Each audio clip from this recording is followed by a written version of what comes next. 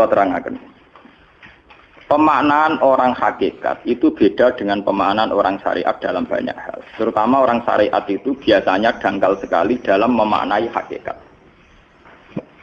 Misalnya ngeten ini contoh yang kula contohna sing mudah-mudah dulu. Kullu syai'in halikun illa wajhah. Kita kalau maknani itu yang standar ya kullu syai'in di sekabehane perkara iku halikun mesti rusak. Illa wajhahu kecuali zate Allah. Tentu persepsi umum atau di kitab-kitab syariat entah itu Syarah, Jalalain atau Sawi atau kitab apa saja, pokoknya kitab syariat. Mesti gambarannya itu kiamat, bumi dan langit hancur. Semuanya hancur dan tentu yang tidak hancur hanya Allah Subhanahu wa taala. Begitu juga makna-makna yang lain tentang al-jannah, tentang an-nar, tentang mizan, tentang hisab, tentang macam-macam. Itu pemaknaan syariat, ya jannah itu nanti, nar juga nanti, hisab juga apa? Kenapa pemaknaan gini ini menjadi jauh dari Tuhan dan menjadi, saya katakan tadi, dangkal. Mergi ngeten logikanya ngeten. Ya logikanya ngeten.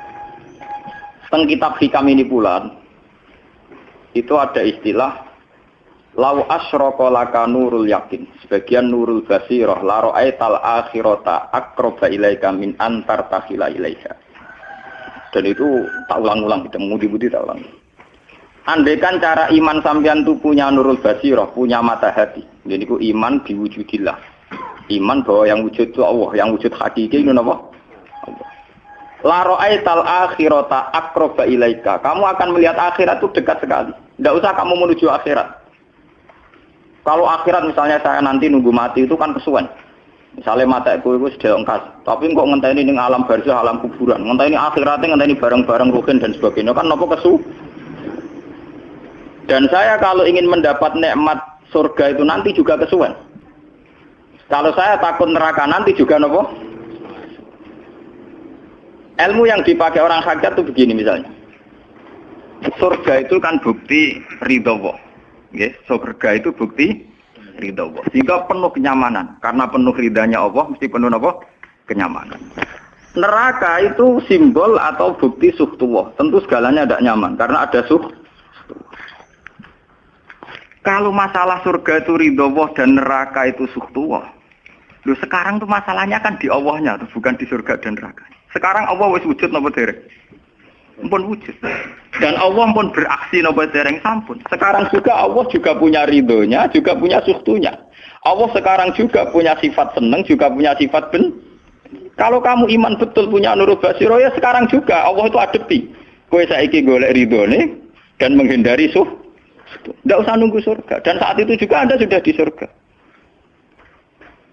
Sehingga perasaan wong hakikat ibadah kok ngenteni suben kesuwen. Wong Allah wujude saiki lho kita ini kan nyembah apa?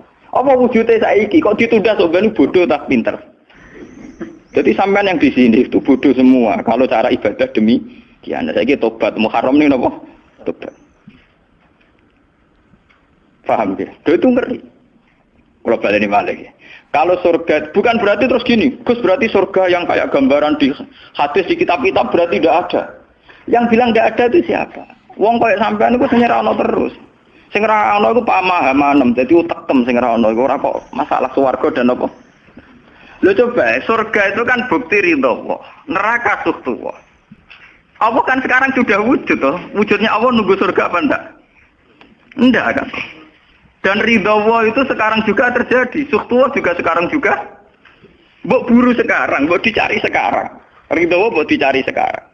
Yaitu seperti doa-doanya Satul Qadir, ilahi ridhoka matlubi. Ilahi anta maksudi wa ridhoka apa? Matlubi. Ya karena ya ilahi. Ya sudah berarti benar-benar dimulai sekarang. Sehingga kayak saya sendiri, nak umat ilmu hakikat tuh, kayak aku apa ibadah haji kayak kesuwen. Apa mulang sampean ya kesuwen. Mbok sesuk ape mergawe ya kesuwen. Mergo paling banter logikane ngeten. Misalnya saya dari rumah. Semula Mustofa Ruhin goblok-goblok namno ibadah. Iku kesuwen. Kesuwene ngeten. Engko mulang ning Ruhin wis kasil mulang ya golek ridane Allah. Padahal mulai saya niat juga sono ridane Allah. Saya melangkahkan kaki ya wis ana Allah sono ridane. Sehingga mulane Kanjeng Nabi ngendikan niatul mukmin khairun amalihi. Wis niat tok wis amal. Mergo kontrake sampai pangeran sing wujud terus. Setiap detik, setiap saat, setiap khotwah, setiap langkah wis kontrake Allah terus. Jadi ya misalnya rasido lah ora apa-apa, ape mulang Ruhin rasido ora apa-apa, ape ngekek dhuwit Ruhin rasido ora apa-apa. Mulane cara Kanjeng Nabi wong niat apik ra sida tetep ganjaran mergo kontrake sebab pangeran Allah ya sujud. Sedekah ben sing sida paham. Iku wis ditulis kita. Paham. Ben sampean ngerti sirine hadis kenapa niat saja ditulis ganjaran karena niat itu artinya orang sudah mengkontrakkan diri, mengikat diri dengan Allah yang setiap saat wujud juga dan saat itu juga wujud. Jadi kamane kados kula misalnya kepengin haji. Gusti berhubung haji perintah jenengan nggih kula kepengin. Tapi saya sekarang juga mulai ibadah. Nggih, mulai napa? Ibadah karena saya tahu golek haji ya ridane Allah. Sekarang juga ya ridane Allah. Dari ridane Allah dalam konteks sekarang mungkin saya ngajar. Mungkin apa Ruhin nyabari melarat dan mungkin terus begitu itu ada terus. Ujung-ujungnya kepen suga kapan sedekah. Kepen sedekah diridani pangeran kan begitu. Lah zaman ke melarat ya ono carane diridani pangeran, sabar ngempet. Mau sono juga. Jadi rasa kesusu paham kan. Jadi lha itu memang begitu. Orang hakikat itu enggak pernah kesusu. Itu jenenge wal asri demi waktu. Jadi semua waktu itu padat dengan amal. Mergo zaman kiri untuk ridane Allah lewat jalur sabar. Zaman suka untuk ridane Allah lewat jalur sedekah ikhlas. Paham nggih? Zaman bingung diusir bojo ya misalnya ya lewat sabar. Zaman bojo mesra ya lewat rahmat. Pokoknya ono terus. Sehingga wal asri ini padat. Innal insana lafi khusr. Manusia selalu rugi illal ladzina amanu kecuali saat itu dia iman, saat itu dia sholihat. Jadi kalau orang hakikat maknanya ya kecuali saat itu dia iman, kecuali saat itu dia sholihat. Demi waktu. Demi waktu ngenteni sampean kan terlambat paham nggih? Iku nak oleh maknane wong napa?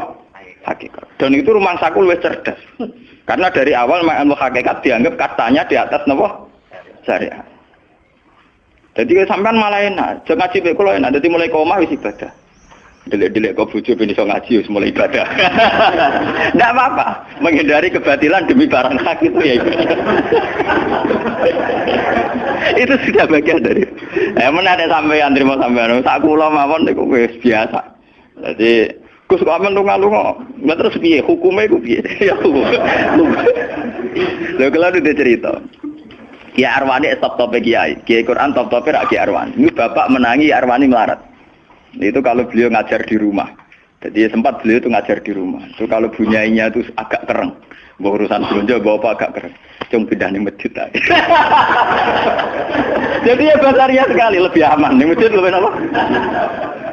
Jadi kabeh kiai tahu sok enggak ngaji ning omah ben barokah. Tapi ketika suasana tidak kondusif, pindah. Momennya ditambah mertua barang dunia. Bujur tahu wis problem. Momennya tambah mertua tambah IP. Mulane mubalek ku PD-PD. Mergo pidatone ora ning area terlarang. Tambah do tambah PD. Mergo ora konangan. Ning areane dhewe bar. Dia nak gadah bojo kudu sakinah mawaddah rahmah dari bojone men campet. Lah nek kenapa mubalek mlepuk mergo jauh dari area. Sing ngono tok kuncine ngoten. Tapi kalau orang hakikat itu ya gak ngeluh. Ketika bojo grundel kowe ridho mek kodok kodare pangeran ya ibadah. Berhasil melalikan diri ya napa? Akhirnya berhasil ngaji ya napa? Karena Allah itu wujud di setiap langkah kita, di setiap detik kita, di setiap nafas kita. Lah kalau wujudnya Allah di setiap detik kita, nafas kita, kenapa nunggu nanti-nanti? Sebab itu sedekah Rasulullah ketika Nabi ngendikan, ya mulai niat itu dihitung. Nah wong saiki wong intelektual kabeh. Bagaimana mungkin belum aksi nyata kok sudah dihitung ora roh pangeran, paham nggih? Paham nggih wong-wong ora roh pangeran. Dadi intelektual ya kudu tobat, paham. Bagaimana mungkin niat belum aksi nyata kok sudah di jadi nak goblok ku rasa di syariat. Nek wis goblok ditulis ning koran dadi buku. Wong goblok kok di syariat, di syariat. Wong dari awal Nabi ngendikan dimulai niat. Maksudnya niat itu niat amal soleh lillahi ta'ala-nya dari awal transaksinya dengan Allah Subhanahu wa taala. Hingga nyaman. Lalu kula ngrasa ibadah. Lah di sini ini kelihatan Nabi sering ngendikan ini yang hadis sahih. Misalnya Nabi ngendikan seseorang itu selalu dalam keadaan salat, maka nanti salat tahbisuhu. Misalnya orang pujian ngenteni kiai ini teko. Nek kiai nek sepuh watak-watak apa ngimami kok ngombe pil sik bariku ndredeg-ndredeg ra teko-teko. Iku jare Kanjeng Nabi wong sing ngenteni imame teko, iku ya cek salat terus senajan to urung salat. Ngono Kanjeng Nabi tau dipraktekno jarak. Kanjeng Nabi itu kalau salat standarnya awal waktu, tapi beliau itu pernah salat isya sekitar jam 1:30. Yapqa sulusul lailil akhir sekitar 1:30. Itu separuh sahabat sudah turu. Sing Umar menutuki kentong kelontangan. Mantan preman, mantan apa? Preman. Terus. Nah, malane akeh kiai sing gak berturu terus salat ra wudu mergo hadis iku critane iku Mereka ya namun, tapi fasallahu alam yatawaddo. Jare wong fikih, mergo iku lungguh. Lungguh nek orang geser iku ora apa. Apa jare wong fikih lah, ono-ono ae. Turune sahabat sing gaplek-gaplek ya mlungker.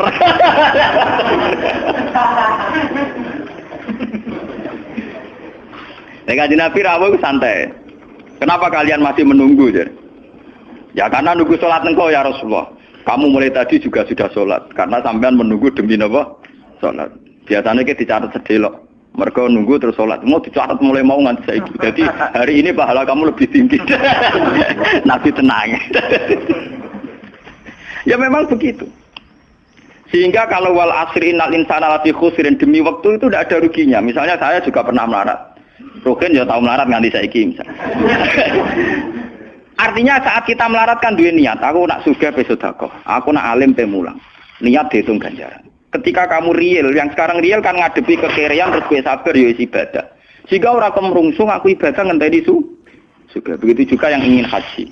Ditakdir rapat haji, tapi ketika dia ingin sudah ditulis ganjaran, meskipun takdirnya dia tidak sempat haji sampai mati.